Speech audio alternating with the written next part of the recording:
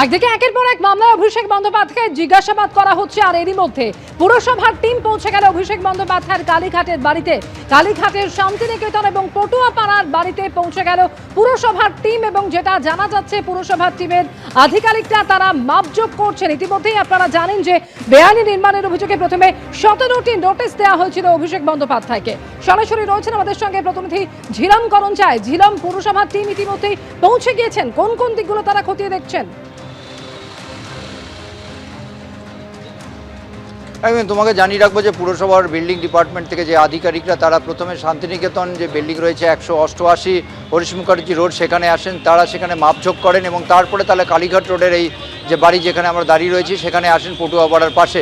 তবে এখানেও তারা মাপঝোঁক করছিলেন, পরবর্তীকালে তারা মাপঝোঁক করে বেরিয়ে গিয়েছেন কিনা জানা যাচ্ছে না, কারণ পুরসভা সূত্রে এটাও জানা গিয়েছে যে এর পরবর্তীকালে তাদের লিপস অ্যান্ড বাউন্ডসের অফিসেও যাওয়ার কথা আছে সেখানে মাপঝোঁক করার।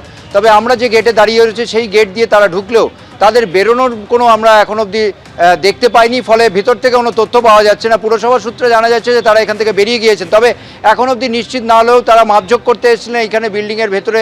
আমরা বাইরে থেকে যেটুকু দেখেছি যে তারা বেশ কিছু দরজা এবং পরিমাপ অন্য কিছু নিচ্ছিলেন এবং পরবর্তীকালে তারা বিল্ডিংয়ের ভেতরে যেন শুনে যান, এবং এরপরে দীর্ঘক্ষণ সময় হয়ে গেছে তারা বেরিয়ে আসেননি।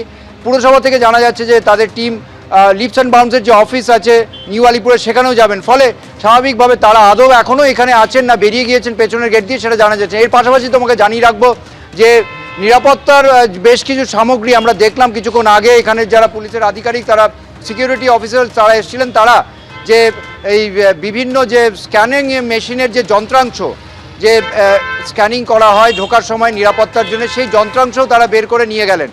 এই মুহূর্তে আমরা এখানে অপেক্ষা করছি আদৌ পুরসভার কর্মীরা তারা বেরিয়ে গিয়ে থাকলে সেটা নিশ্চিত হওয়ার জন্য, আর পুরসভার কর্মীরা যদি না বেরিয়ে থাকেন তারা এই মেইন গেট দিয়ে যেখান দিয়ে ঢুকেছেন সেখান দিয়ে বেরোন, সেটার জন্য অপেক্ষা করছি আমরা। ধন্যবাদ ঝিলম।